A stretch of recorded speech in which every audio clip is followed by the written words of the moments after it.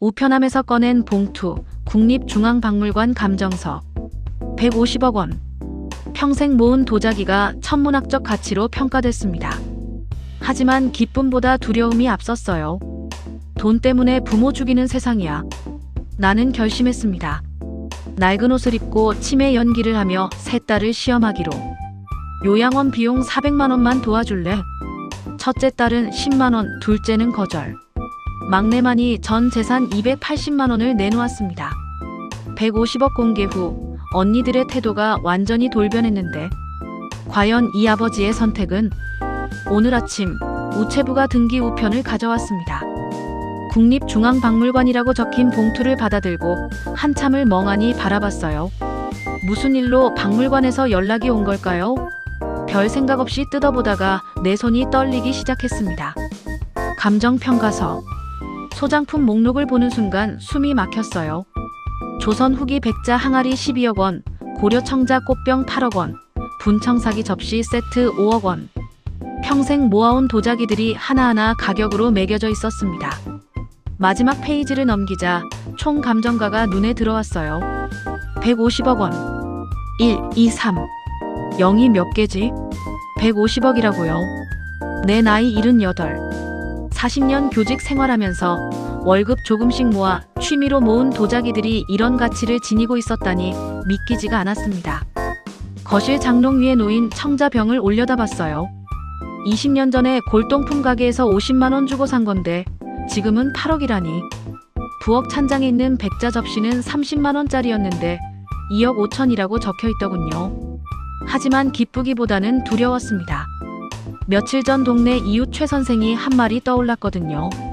요즘은 재산 많으면 자식들이 더 무서워. 돈 때문에 부모 모시기는커녕 빨리 돌아가시길 바라는 세상이야. 그 말을 들었을 때는 설마 했는데 지금 이 서류를 보니 정말 그럴 수도 있겠다는 생각이 들었습니다. 세 딸의 얼굴이 떠올랐어요. 대학병원 의사인 첫째 은경, 학원을 운영하는 둘째 지경, 그리고 아직 변변한 일자리를 못 구한 막내 민경. 요즘 뉴스에서 보는 이야기들이 너무 충격적이었거든요. 수십억 상속 때문에 가족이 원수가 되고 자식들이 부모를 요양원에 버리는 일들 말이에요. 150억이라는 돈 앞에서 변하지 않을 자식이 과연 몇이나 될까요? 밤새 잠을 못 잤습니다. 먼저 간 아내와 함께 이 좁은 집에서 세 딸을 키워냈어요. 학교 선생 월급으로 애들 대학까지 보내고 남는 돈으로 도자기 하나씩 사 모으는 게 유일한 낙이었죠. 그런데 그게 이렇게 큰 재산이 될 줄이야. 다음 날 아침 나는 결심했습니다. 이 거대한 돈을 나눠주기 전에 꼭 확인해야 할 게 있었어요. 과연 내 딸들이 돈 때문이 아닌 진짜 마음으로 아버지를 대하는지 말이죠. 아내가 살아있을 때 자주 말했던 게 생각났습니다.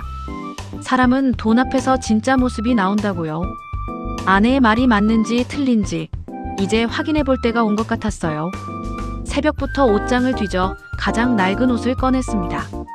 몇 년 전 명절 때 입던 것으로 소매가 해지고 색깔도 바랜 옷이었어요. 평소 같으면 절대 입고 나가지 않을 옷이었죠.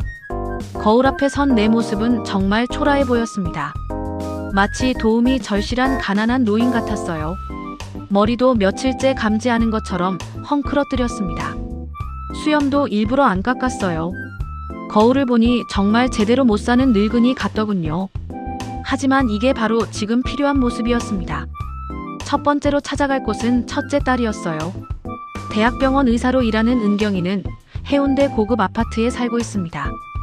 항상 바쁘다며 명절에도 잠깐씩만 얼굴을 비추던 애였죠. 버스를 타고 가면서도 마음이 복잡했어요. 정말 내가 이런 연기를 해야 하나 싶기도 하고 혹시 딸이 따뜻하게 맞아줄까 하는 마지막 희망도 있었습니다. 하지만 무엇보다 두려웠던 건 딸의 진짜 모습을 보게 될까 봐서였어요. 150억이라는 거금 앞에서 과연 내 딸들은 어떤 모습을 보일까요? 오늘 하루가 끝나면 내 자식들의 진짜 얼굴을 알게 될 테니까요. 버스에서 내려 높이 솟은 아파트 단지를 올려다보니 목이 아팠습니다. 40층짜리 고급 아파트. 내 첫째 딸이 사는 곳이에요. 경비실에서 방문 신고를 하는데 경비원이 나를 위아래로 훑어봤어요. 초라한 차림새 때문인지 표정이 별로 좋지 않았죠. 마치 이런 곳에 왜 왔냐는 듯한 시선이었습니다. 사위한테 미리 연락하지 않고 온 게 괜찮을까 걱정됐어요. 엘리베이터를 타고 32층까지 올라가는 동안 가슴이 두근거렸습니다. 정말 오랜만에 딸 집을 찾는 길이었거든요. 언제 마지막으로 여기 왔는지도 기억이 안 날 정도예요. 딩동. 초인종을 눌렀지만 한참 동안 아무 소리가 없었어요. 혹시 없나 싶어 다시 한번 눌렀더니 그제야 문이 열렸습니다. 아버지, 갑자기 웬일이세요? 첫째 딸 은경이가 놀란 표정으로 나를 맞았어요. 하지만 반가워하는 기색보다는 당황스러워하는 모습이 역력했습니다. 마치 예상치 못한 불청객을 만난 것 같은 표정이었죠. 은경아, 아버지가 갑자기 와서 미안하다. 좀 급한 일이 있어서 그래. 나는 딸의 얼굴을 유심히 살펴봤어요. 예전보다 살이 빠지고 피곤해 보였습니다. 하얀 가운을 벗어놓은 걸 보니 병원에서 막 퇴근한 모양이었어요. 손목에는 비싼 시계가 반짝이고 있었고요. 아, 네. 일단 들어오세요. 거실로 들어서니 입이 다물어지지 않았어요. 엄청나게 넓은 공간에 값비싼 가구들이 가득했습니다. 70인치는 되어 보이는 텔레비전에서는 뉴스가 나오고 있었고요. 통유리 창 너머로 보이는 바다 풍경이 정말 멋있더군요. 하지만 은경이는 나를 제대로 맞아주지 않았어요. 소파에 앉아 노트북을 보고 있었습니다. 뭔가 차트 같은 게 빼곡히 적혀 있었어요. 환자 차트인지 연구 자료인지는 모르겠지만 아버지가 왔는데도 시선을 떼지 않았죠. 은경아. 네, 말씀하세요. 그런데 좀 급해서요. 오늘 중으로 마쳐야 하는 논문 검토가 있거든요. 그 순간 가슴이 답답해졌어요. 아버지가 왔는데 논문이 더 중요하다는 건가요? 예전에는 그래도 차라도 한 잔 끓여주곤 했는데 말이에요. 하지만 참았습니다. 오늘은 시험하러 온 거니까요. 은경아, 사실 아버지가 요즘 건강이 안 좋아서 큰 병원에 갔더니 치매 초기 증상이래. 의사 선생이 요양원에 가는 게 좋겠다고 하더구나. 그제야 은경이가 고개를 들었어요. 하지만 걱정스러운 표정보다는 귀찮다는 기색이 더 역력했습니다. 치매요? 아버지가요? 그런데 지금 말씀은 정상적으로 잘하시는 것 같은데요. 아직 초기라서 그래. 그런데 이래저래 한 달에 400만 원 정도 든다는데 조금만 도와줄 수 있겠니? 아버지 연금으로는 턱없이 부족해서 말이야. 내 말이 끝나자마자 은경이는 깊은 한숨을 쉬었어요. 그리고는 노트북을 덮으며 말했습니다. 아버지, 저희도 애들 교육비에 대출 이자까지 허리가 휘어요. 제 친구 엄마도 요양원 계시는데 좀 더 저렴한 곳도 많다던데요. 한 달에 150 정도 하는 곳도 있대요. 은경이는 자리에서 일어나 지갑을 가지러 갔어요. 그러더니 10만 원짜리 한 장을 꺼내 내 손에 쥐어줬습니다. 이걸로 일단 병원 한 번 더 가보세요. 정밀 검사 받아보시고요. 요양원은 제가 알아볼 테니까 너무 걱정하지 마세요. 그런데 아버지, 죄송한데 오늘은 정말 바빠서요. 그 순간 내 손이 차가워졌습니다. 10만 원. 겨우 10만 원이라니요. 한 달에 400만 원이 필요하다고 했는데 10만 원을 주면서 병원 한 번 더 가보라고 하다니. 은경이는 현관문을 열어주며 말했어요. 아버지, 둘째한테도 상의해보세요. 지경이 학원 요즘 잘 된다던데 여유가 좀 있을 거예요. 저는 이번 달에 정말 힘들어서요. 나는 아무 말도 할 수가 없었습니다. 그냥 고개만 끄덕이고 집을 나왔어요. 엘리베이터를 타고 내려오는 동안 가슴이 먹먹했습니다. 첫째가 이럴 줄이야. 아이가 어렸을 때 생각이 났어요. 내가 밤늦게 숙제 검사하고 집에 오면 은경이가 현관에서 기다리다가 달려와 안기곤 했거든요. 아빠, 오늘 학교에서 100점 맞았어. 그렇게 좋아하던 아이가 지금은 아버지보다 논문이 더 중요한 사람이 되어버렸습니다. 아파트 단지를 나와 버스 정류장으로 걸어가는데 손에 쥔 10만 원짜리 지폐가 마치 돌덩이처럼 느껴졌어요. 400만 원이 필요하다고 했는데 10만 원. 필요한 금액의 40분의 1도 안 되는 돈이었습니다. 하지만 아직 포기할 수는 없었어요. 둘째 딸이 남아있으니까요. 버스를 타고 남구로 향했습니다. 학원을 운영하는 둘째 딸 지경이가 사는 곳이에요. 첫째와는 달리 서민들이 사는 동네였죠. 가는 길에 생각해봤어요. 지경이는 좀 다를 거야. 학원을 하니까 사람 사정을 더 잘 알 테고 언니보다는 마음이 따뜻할 거야. 그런 희망을 품고 학원 앞에 도착했습니다. 꿈나무 영어학원이라는 간판이 걸려 있었어요. 유리문 너머로 아이들이 공부하는 모습이 보였습니다. 오후 시간이라 수업 중이었나 봐요. 잠시 기다리자 지경이가 나왔습니다. 아이들을 가르치느라 목소리가 쉰 것 같았어요. 아버지, 어떻게 여기까지 오셨어요? 연락을 하시지. 지경이가 당황한 표정으로 나를 맞았어요. 첫째보다는 반가워하는 것 같았지만 그것도 잠깐이었습니다. 곧 시계를 보며 말했거든요. 지금 수업 시간이라 30분 후에 쉬는 시간인데 그때까지 기다리실 수 있으세요? 나는 고개를 끄덕였습니다. 학원 옆 카페에 앉아 딸이 수업하는 모습을 유리창 너머로 봤어요. 열심히 가르치는 모습이 기특하면서도 한편으로는 마음이 무거웠습니다. 30분이 지나고 지경이가 카페로 왔어요. 커피 한 잔을 시키더니 마주 앉았습니다. 아버지, 무슨 일이세요? 건강은 괜찮으시고요? 지경아, 사실 아버지가 요즘 건강이 안 좋아서 병원에 갔더니 치매 초기래. 요양원에 가야 할 것 같은데 한 달에 400만 원 정도 든다더구나. 조금만 도와줄 수 있겠니? 지경이의 표정이 굳어졌어요. 커피잔을 내려놓더니 한숨을 쉬었습니다. 아버지, 요즘 학원이 정말 안 돼요. 대형 프랜차이즈들이 주변에 생기면서 학생 수가 반으로 줄었어요. 이번 달에도 월세 내기 빠듯한 상황이에요. 지경이는 손으로 이마를 짚으며 말을 이었습니다. 그리고 치매 초기시면 꼭 요양원을 가셔야 하나요? 집에서 제가 가끔 들러서 챙겨드리면 안 될까요?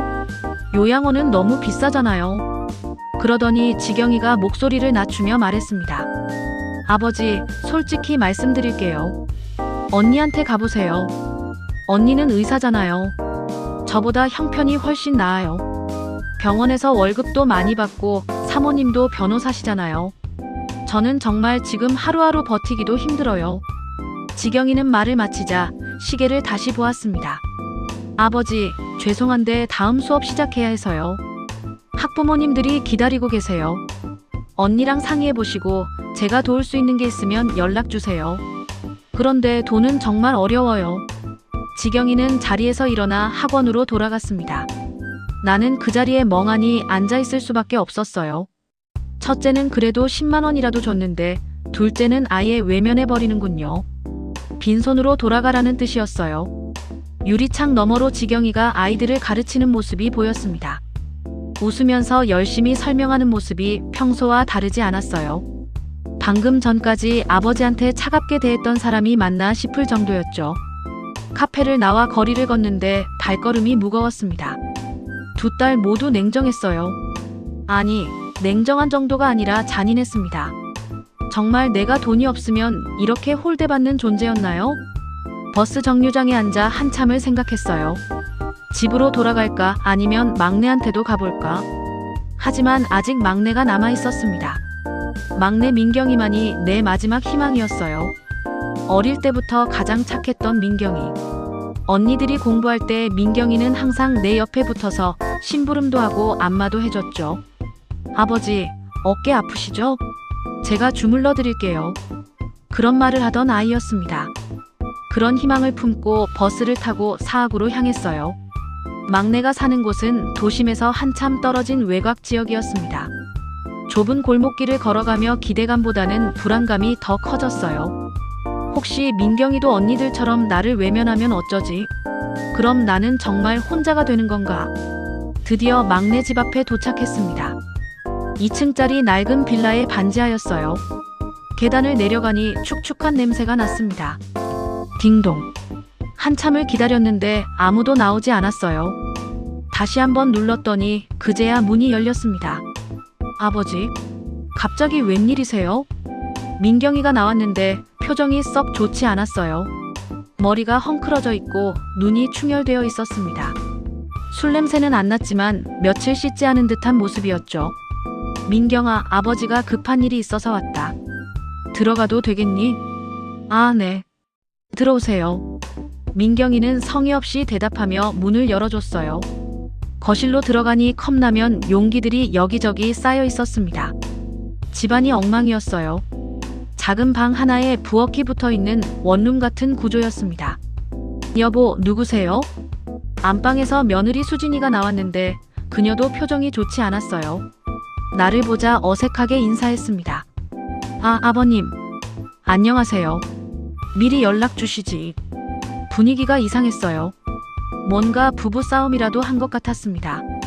좁은 방에 이불이 구겨진 채로 널려 있고 빨래도 쌓여 있었어요. 민경아, 사실 아버지가 요즘 건강이 안 좋아서 큰 병원에 갔더니 치매 초기래. 요양원에 들어가야 할 것 같은데 한 달에 400만 원 정도 든다는구나. 조금만 도와줄 수 있겠니? 민경이는 바닥에 주저앉으며 머리를 감싸 쥐었어요. 한참 동안 아무 말도 하지 않았습니다. 그러더니 떨리는 목소리로 말했어요.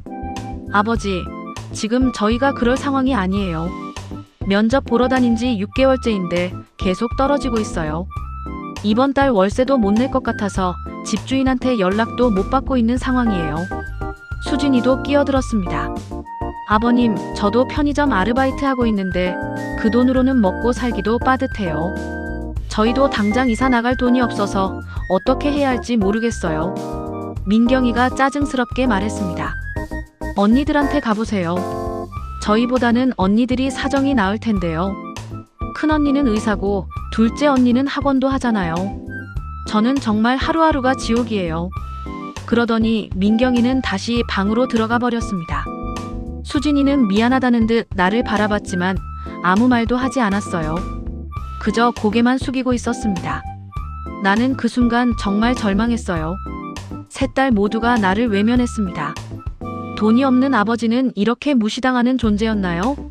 가슴이 무너져 내렸어요. 내가 평생을 바쳐 키운 자식들이 정말 이런 아이들이었나 싶어서 말이에요. 조용히 일어나 집을 나오려는데 현관에서 수진이가 작은 목소리로 말했습니다. 아버님, 정말 죄송해요. 저희도 너무 막막해서요. 민경이가 요즘 우울증까지 와서 약 먹고 있거든요. 나는 고개만 끄덕이고 집을 나왔습니다. 반지하 계단을 올라와 골목길을 걷는데 눈물이 흘러내렸어요. 세 자식 모두 나를 버렸습니다. 이제 정말 혼자구나 싶었죠. 버스 정류장까지 걸어오는 내내 머릿속이 복잡했어요. 첫째는 10만 원, 둘째는 아예 거절, 막내는 자기 형편도 어렵다며 외면. 아무도 아버지를 도와주려고 하지 않았습니다. 하지만 그때였습니다. 뒤에서 누군가 뛰어오는 발소리가 들렸어요. 아버지, 아버지, 잠깐만요. 뒤돌아보니 민경이가 슬리퍼 차림으로 뛰어오고 있었어요. 숨을 헐떡이며 내 앞에 섰습니다. 민경이는 거친 숨을 몰아쉬며 내 손을 잡았어요. 차가운 겨울바람에 슬리퍼만 신고 뛰어나온 발이 빨갛게 되어 있었습니다. 아버지, 죄송해요. 정말 죄송해요. 민경이가 무릎을 꿇으며 말했어요. 차가운 골목길 바닥에 무릎을 뗀 채로 말이에요. 지나가던 사람들이 이상하다는 듯 쳐다봤지만 민경이는 신경 쓰지 않았습니다. 저 정말 미친놈이에요. 아버지가 아프다는데 돈 얘기나 하고. 제가 사람이 아니에요. 민경이는 목이 메어 말을 잇지 못했어요. 한참을 그렇게 서 있다가 주머니에서 뭔가를 꺼냈습니다. 낡은 통장이었어요. 이거 저희 적금 통장이에요. 280만 원 있어요. 수진이랑 결혼하고 나서 조금씩 모은 건데 일단 이걸로 검사부터 받으세요. 나는 그 통장을 받을 수가 없었어요. 민경아, 그럼 너희는 어떻게 살려고 그래? 월세도 못 낸다며? 민경이가 눈물을 훔치며 말했습니다. 저희는 어떻게든 살아요. 하지만 아버지가 아프시면 끝이에요. 저 아르바이트라도 하고 수진이도 편의점 시간 늘리면 돼요. 뭐든 할 수 있어요. 그 순간 뒤에서 수진이가 뛰어왔어요. 그녀도 울고 있었습니다. 외투도 안 입고 나온 모습이었어요. 아버님, 저희가 너무 못났어요. 당장 병원 가세요. 요양원 비도 저희가 어떻게든 마련할게요. 수진이가 내 다른 손을 잡으며 말했어요.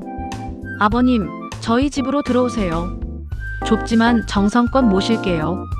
제가 낮에 일하는 동안 민경이가 옆에 있을 거예요. 치매 초기시면 혼자 계시면 안 되잖아요. 두 사람의 진심이 느껴졌어요. 가진 게 없어도 아버지를 위해서라면 무엇이든 하겠다는 마음이 전해졌습니다. 민경이가 다시 말했어요. 아버지, 언니들한테도 다시 가봐요. 제가 같이 가서 사정해 볼게요. 큰언니는 의사시니까 치매 전문의도 소개받을 수 있을 거예요. 아니면 제가 대출이라도 받아서. 민경아, 그만해. 나는 더 이상 견딜 수가 없었어요.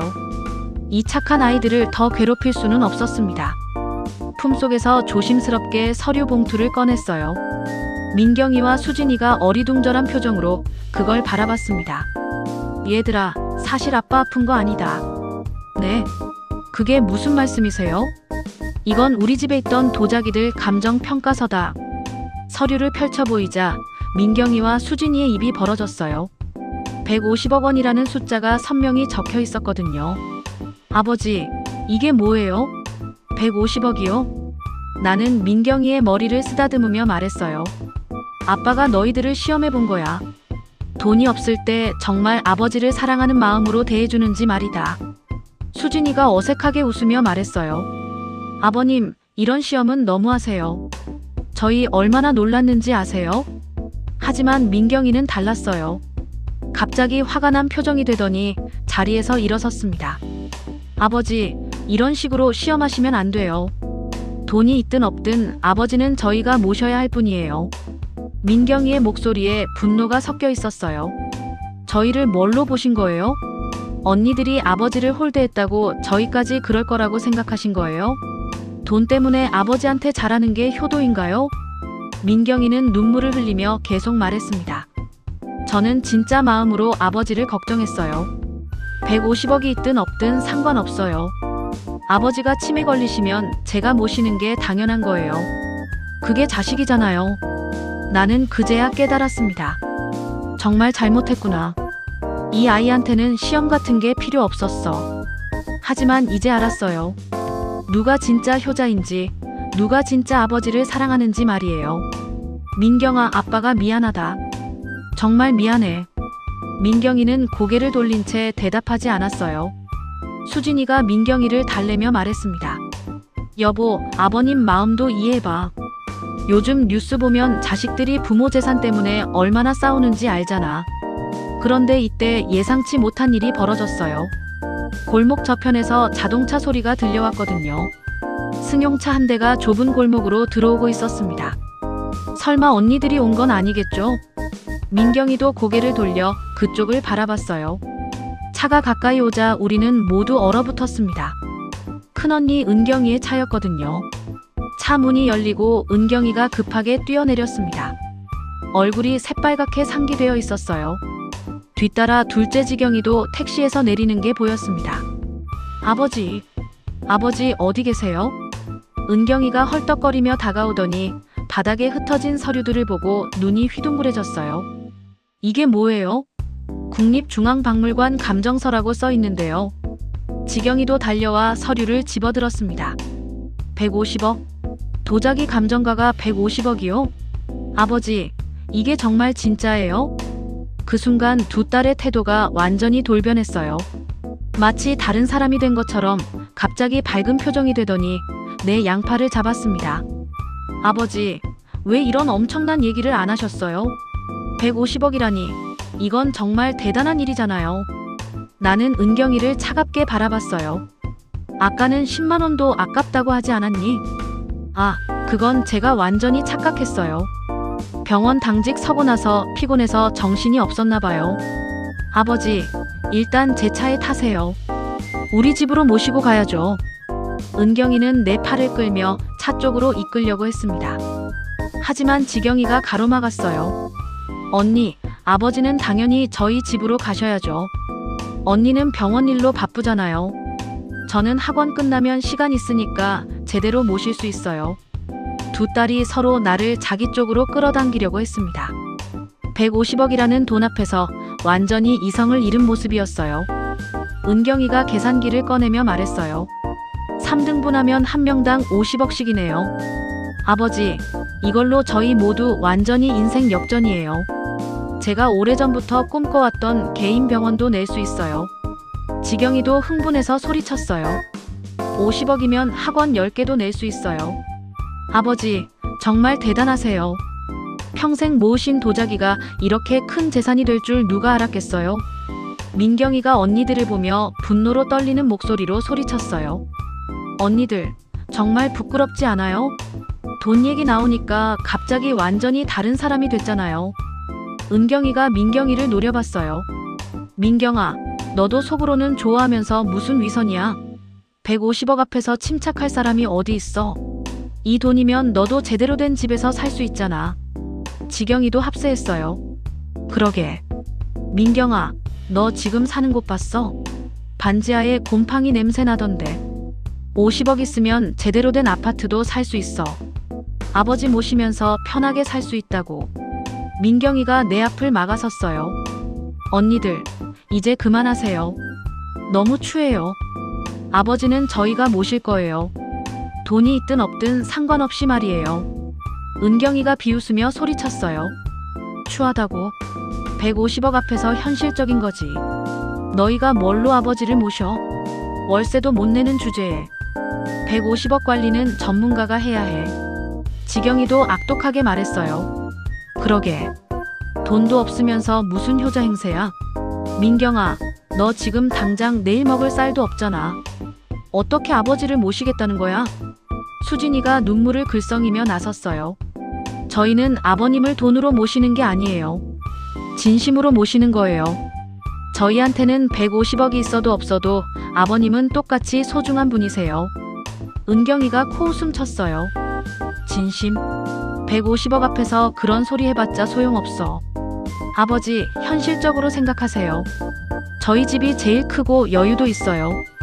의사인 제가 건강도 챙겨드릴 수 있고요. 지경이도 끼어들었습니다. 아니에요, 아버지. 제가 시간이 제일 많아요. 학원 끝나고 매일 저녁 아버지랑 식사하면서 이야기도 나눌 수 있어요. 언니는 병원 일로 바빠서 아버지 신경도 못 써요. 두 딸이 서로 목소리를 높이며 다투기 시작했습니다. 골목길에 서 있던 사람들이 하나둘 우리를 쳐다보기 시작했어요. 두 딸이 150억을 놓고 다투는 모습이 구경거리가 된 것 같았습니다. 그만해. 내가 목청껏 외치자 세 딸 모두 입을 다물었어요. 하지만 은경이와 지경이의 눈에는 여전히 돈에 대한 욕망이 번뜩이고 있었어요. 너희들 꼴 보니 정말 한심하구나. 150억 앞에서 완전히 미쳐버렸네. 은경이가 어색하게 웃으며 변명했어요. 아버지, 저희가 좀 흥분했지만 이 정도 큰 돈이면 당연히 아버지보다 돈이 더 소중하다는 뜻이야. 내 말에 은경이와 지경이의 얼굴이 새빨갛게 됐어요. 아까 내가 400만 원 요양원 비용 달라고 했을 때는 어떻게 했는지 기억하니? 하나는 10만 원 던져주고 하나는 아예 거절했잖아. 지경이가 급하게 변명했어요. 아버지, 그때는 정말 저희도 몰랐어서요. 150억이 있다는 걸 알았으면 뭐. 그때는 착하게 굴었겠다고. 나는 차갑게 웃었어요. 너희는 가난한 아버지는 버리고 부자 아버지만 모시고 싶은 거구나.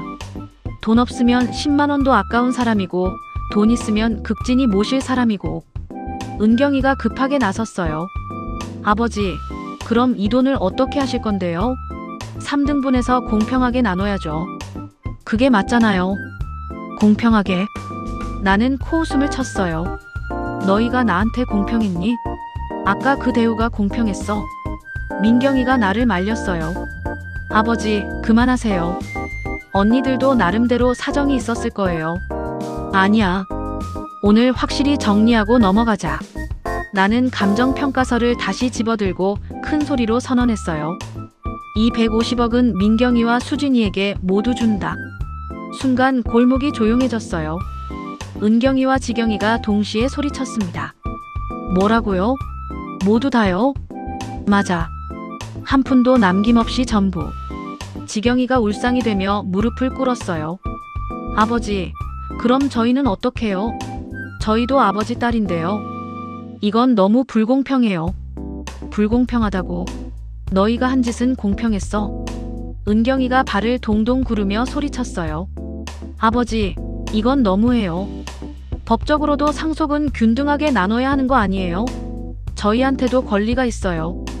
법? 아직 살아있는데 무슨 상속 타령이야? 나는 은경이를 노려봤어요. 이 돈은 내 돈이고 내가 주고 싶은 사람에게 주는 거야. 너희한테 줄 의무 따위 없어. 지경이가 바닥에 엎드리며 울부짖었어요. 아버지, 제발이에요. 저 정말 반성했어요. 100억만, 아니 10억만이라도 주세요. 학원 월세라도 내야 하잖아요. 이제 와서? 아까는 400만 원도 없다고 하지 않았니? 은경이도 패닉 상태가 되어버렸어요. 아버지, 생각을 다시 해보세요. 150억을 한 사람에게 다 주는 건 말이 안 돼요. 저희도 평생 아버지 모셨잖아요. 모셨다고? 언제? 명절에 얼굴 한번 비추는 게 모시는 거야? 민경이가 당황하며 말했어요. 아버지, 저 이런 거액은 정말 필요 없어요. 언니들하고 나눠서. 절대 안 돼. 나는 단호하게 말했어요. 민경아, 너만이 진짜 아버지를 사랑해줬어. 돈이 있든 없든 상관없이 말이야. 너만이 받을 자격이 있어.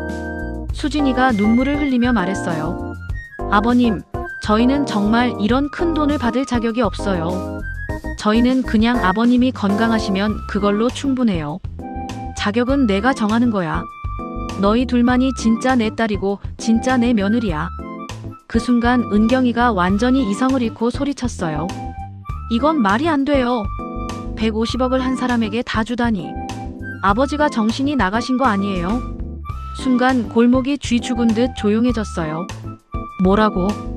내 목소리가 얼음처럼 차가워졌어요. 아버지가 정신 나갔다고. 은경이가 자신의 실수를 깨달고 당황했지만 이미 늦었어요. 너희 둘은 이제 내 딸이 아니야. 내 말에 은경이와 지경이의 얼굴이 새하얘졌어요. 아버지, 그게 아니라. 가라. 다시는 내 앞에 나타나지 마. 은경이가 울먹이며 매달렸습니다. 아버지, 제가 잘못했어요.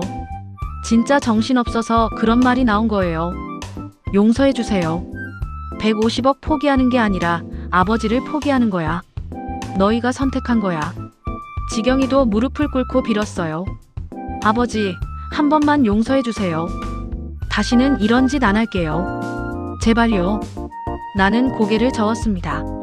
너희가 진짜 아버지를 생각했다면 처음부터 이러지 않았을 거야. 돈 냄새만 맡고 달려온 것들이 이제 와서 용서를 빌어. 은경이가 차 쪽으로 비틀거리며 걸어갔어요.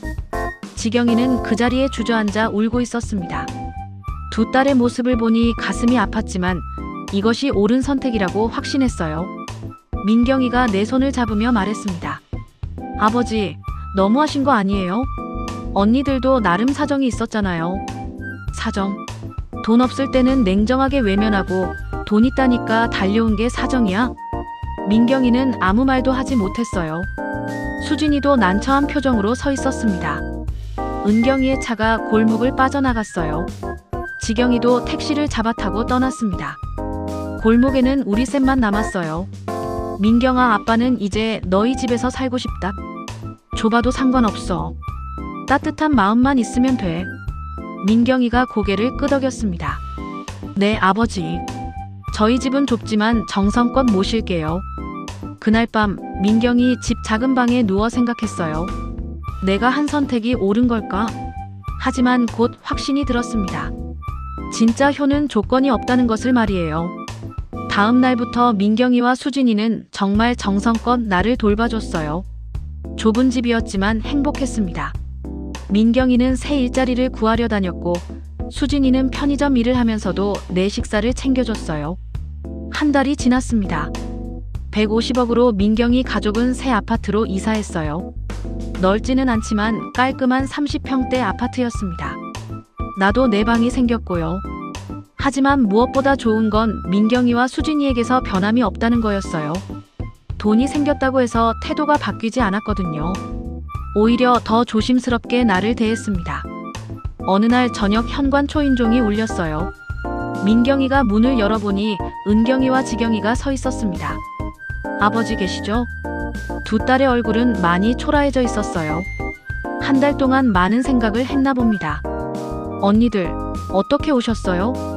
은경이가 고개를 숙이며 말했어요. 아버지 뵈러 왔어. 우리 들어가도 되니? 나는 거실로 나왔어요. 두 딸을 보니 마음이 복잡했습니다.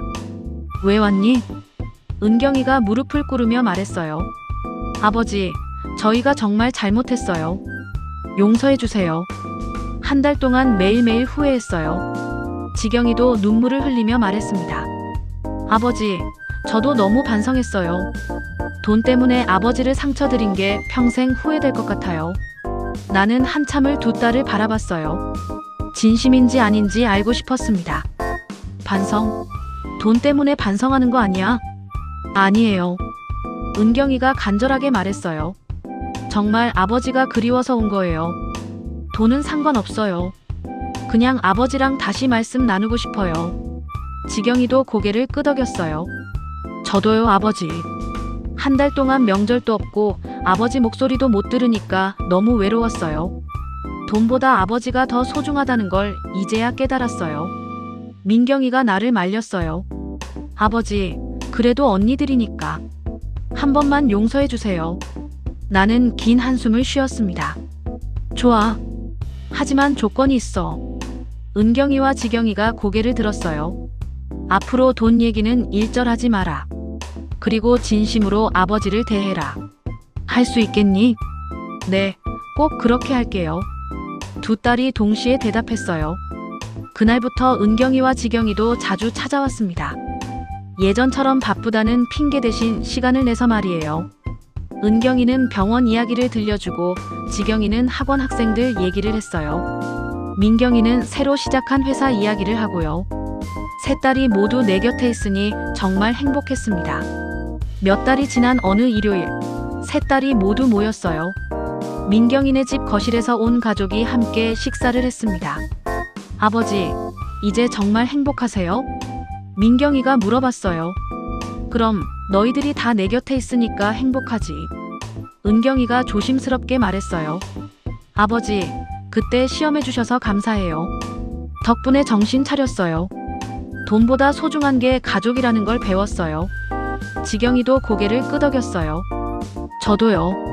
정말 부끄러웠어요. 그런데 아버지, 도자기들은 어떻게 하실 거예요? 나는 미소를 지으며 말했어요. 당분간은 그냥 집에 둘 거야. 박물관에서 전시하자고 했는데 아직 너희들한테 보여주고 싶어서 말이야. 이 도자기 하나하나에 다 추억이 있거든. 수진이가 차를 따르며 말했습니다. 아버님, 언젠가 그 이야기 다 들려주세요. 어떻게 모으셨는지, 각각 어떤 의미가 있는지요. 그래, 언젠가 다 얘기해 줄게. 그날 저녁 온 가족이 둘러앉아 식사를 하는 모습을 보며 가슴이 뭉클했어요. 한때는 돈 때문에 갈라질 뻔한 가족이었지만 이제는 진짜 가족이 된 것 같았습니다. 세 딸 모두 각자의 삶을 살지만 이제는 일주일에 한 번씩 꼭 얼굴을 보러 와요. 돈이 많든 적든 상관없이 아버지를 찾아오는 딸들을 보면 정말 뿌듯합니다. 150억이라는 돈은 결국 우리 가족을 시험했고 또 하나로 만들었어요. 돈은 사람의 진심을 시험하는 도구일 뿐, 진짜 부자는 따뜻한 마음을 가진 사람이라는 걸 다시 한번 깨달았습니다. 이제 내 남은 시간은 이 소중한 가족들과 함께 보내려고 합니다. 150억보다 값진 것은 자식들의 진심이라는 것을 알았으니까요. 그것만으로도 나는 충분히 행복하거든요. 여러분의 가족은 어떠신가요? 돈이 있든 없든 진심으로 서로를 아끼고 계신가요? 자식 앞에서 초라해지는 부모의 마음, 그리고 부모 앞에서 진심을 보이는 자식의 마음. 둘 다 참 소중한 것 같습니다.